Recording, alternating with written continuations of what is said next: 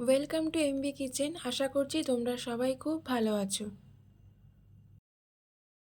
প্রথমেই বলি, আজকের রেসিপিটি ভালো লাগলে চ্যানেলটা প্লিজ সাবস্ক্রাইব করে দিও।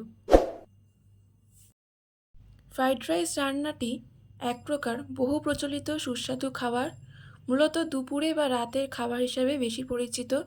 যখনই ছোটোখাটো অনুষ্ঠানে একসাথে হয়ে হই হুল্লোড় করে খাওয়া দাওয়ার ব্যাপার হয়, সত্যি কথা বলতে প্রথমে মেনুতে ফ্রাইড রাইসের কথা মনে পড়ে। আজ আমি তোমাদের দেখাবো বাড়িতে ফ্রাইড রাইস বানানোর সহজ পদ্ধতি। তার জন্য প্রথমেই বাসমতি চালটাকে একটি পাত্রে আধ ঘন্টা জলে ভিজিয়ে রাখতে হবে। তারপরে গাজর বিনসগুলো ছোট ছোট টুকরো করে কেটে আলাদা আলাদা করে রাখতে হবে। চাল আধ ঘন্টা ভিজে গেলে একটা বড় হাঁড়িতে জল দিয়ে চালগুলোকে সেদ্ধ করতে দেব। তার সাথে দিয়ে দেব তেজপাতা, লবঙ্গ, এলাচ, দারচিনি, পাতিলেবু আর পরিমাণ মতো নুন। এরপর ভাত হয়ে গেলে ফ্যান ঝরিয়ে নেব এবং রেখে দেব ঠান্ডা হওয়ার জন্য। ভাত অবশ্যই ঠান্ডা করে দেবেন, গরম ভাত কড়াইতে দেবেন না, তাহলে জড়িয়ে যাবে। এবার একটা কড়াইতে তেল দিয়ে প্রথমে বিনসগুলো ভেজে নেব।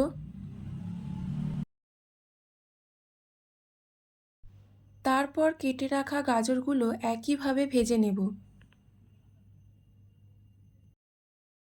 তারপর কড়াইতে আবার তেল দিয়ে তার মধ্যে দিয়ে দেব এলাচ, লবঙ্গ, কিশমিশ,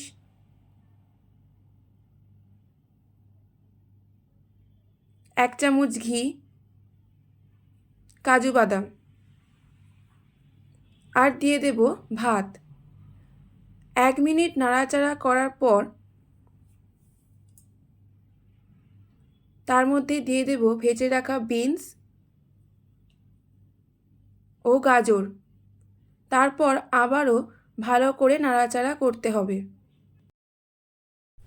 তারপরে মাছ বা চিকেনের যে কোনো রেসিপির সাথে গরম গরম পরিবেশন করো এই সহজ উপায়ে করা ফ্রাইড রাইস। আমাকে কমেন্ট বক্সে লিখে অবশ্যই জানিও তোমাদের কেমন লাগলো এই রেসিপিটা। ভালো লাগলে চ্যানেলটা লাইক, শেয়ার ও সাবস্ক্রাইব করতে ভুলবে না।